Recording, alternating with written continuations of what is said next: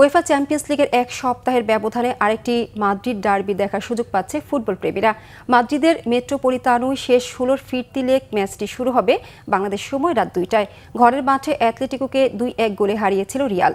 গত 4 March Santiago বার্নাব্যুতে হয়েছিল দুই নগর প্রতিদ্বন্দ্বীর প্রথম লেগ লড়াই।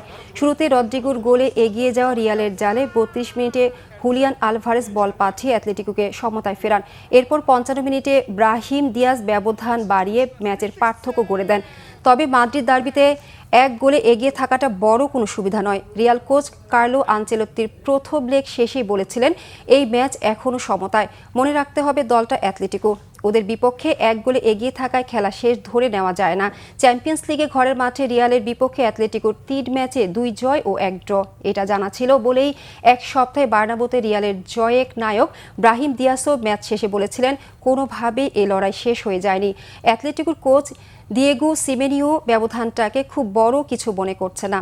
ঘরের মাঠে খেলতে নামলেই মানসিকভাবে এই ব্যবধান ঘুচে যাবে। সমর্থকরা সবসময় একটা বাড়তি শক্তি দেয় দলকে, বলেছেন সিমেওনি।